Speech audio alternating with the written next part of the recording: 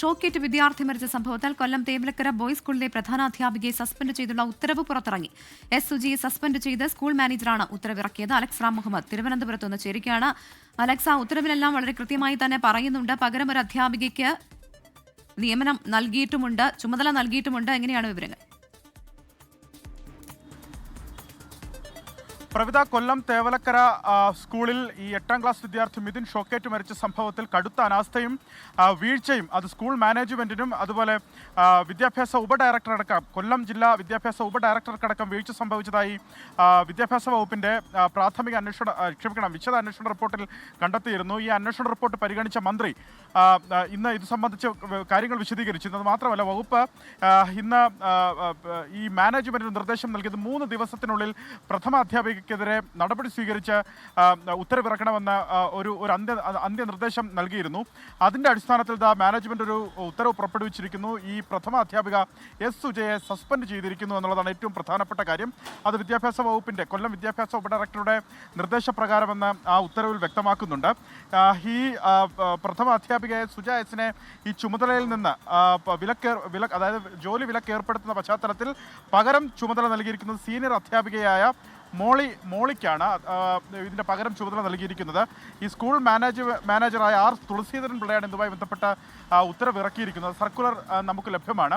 ഇത് നേരത്തെ ഞാൻ സൂചിപ്പിച്ചു. അതായത് കടുത്ത അനാസ്ഥയും വീഴ്ചയും സ്കൂൾ മാനേജ്മെന്റിനുണ്ടായി. കാലങ്ങളായി തന്നെ ഈ വൈദ്യുതി ലൈൻ ഇങ്ങനെ താഴ്ന്ന കിടക്കുകയായിരുന്നു. ഇത് മാറ്റുന്നതിനുള്ള നടപടി സ്കൂൾ മാനേജ്മെന്റ് ഭാഗത്തുനിന്ന് ഉണ്ടായില്ല. അത് മാത്രമല്ല, ഈ ഫിറ്റ്നസ് നൽകുന്നതിന് അവിടെ എത്തിയ സ്കൂളിന്റെ ഫിറ്റ്നസ് നൽകുന്നതിന് അവിടെ എത്തിയ കൊല്ലം വിദ്യാഭ്യാസ ഉപഡയറക്ടർ പോലും ഇതുമായി ബന്ധപ്പെട്ട കൃത്യമായ നടപടി സ്വീകരിച്ചില്ല എന്നുള്ളത് നേരത്തെ തന്നെ ഈ അന്വേഷണ റിപ്പോർട്ടിൽ കണ്ടെത്തിയിരുന്നു. ഇനി നടപടി വരാനുള്ളത് ഈ വിദ്യാഭ്യാസ ഉപഡയറക്ടർക്കെതിരെ ഒരുപക്ഷെ വകുപ്പിന്റെ നടപടി ഉണ്ടായേക്കാനുള്ള സാധ്യതയുണ്ട്. എന്താണെങ്കിലും പ്രഥമ അധ്യാപികയെ ഇതുമായി ബന്ധപ്പെട്ട് സസ്പെൻഡ് ചെയ്തിരിക്കുന്നു. പ്രവിത, അലക്സ്, ഈ സസ്പെൻഷൻ എത്ര നാളത്തേക്കാണെന്നുള്ള കാര്യം ഇതിൽ നിന്ന് വ്യക്തമാകുന്നുണ്ടോ? ഇനി അന്വേഷിച്ച് ഇതുമായി ബന്ധപ്പെട്ടുള്ള കാര്യങ്ങളൊക്കെ പുറത്തു വരണം. എന്തായാലും ഇത് പ്രാഥമിക നടപടി, സർക്കാരിന്റെ ഒരു നിർദ്ദേശപ്രകാരമുള്ള നടപടി എന്നതിനപ്പുറം ഏത് തരത്തിൽ കാണാം? പ്രവിത, എത്ര കാലാവധി, അതായത് എത്ര ദിവസത്തേക്കെന്ന് ഉത്തരവിൽ പറയുന്നില്ല. ഏറ്റവും ഉടൻ തന്നെ ഈ ജോലി വിലക്ക് ഏർപ്പെടുത്തുന്നു, വേല വിലക്ക് ഏർപ്പെടുത്തുന്നു എന്നാണ് ഉത്തരവിലുള്ളത്.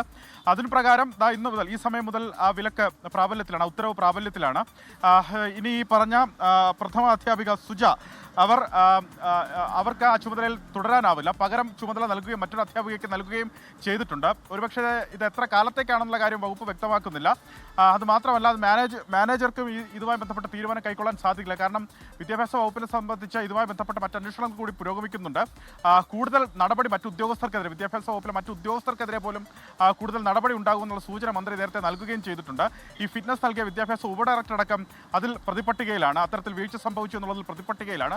സ്വാഭാവികമായി കുറച്ചധികം കാലത്തേക്ക് ഈ സസ്പെൻഷൻ കാലാവധി തുടരുമെന്ന് ഈ ഘട്ടത്തിൽ അനുമാനിക്കാം. പ്രവിത, ശരി. അലക്സ് റാം മുഹമ്മദാണ് വിവരങ്ങൾ നൽകിയത്. ഷോക്കേറ്റ് വിദ്യാർത്ഥി മരിച്ച സംഭവത്തിൽ കൊല്ലം തേവലക്കര ബോയ്സ് സ്കൂളിലെ പ്രധാനാധ്യാപികയെ സസ്പെൻഡ് ചെയ്തുള്ള ഉത്തരവ് പുറത്തിറങ്ങിയിരിക്കുകയാണ്. എസ് സുജയെ സസ്പെൻഡ് ചെയ്ത് സ്കൂൾ മാനേജറാണ് ഉത്തരവ് ഇറക്കിയത്.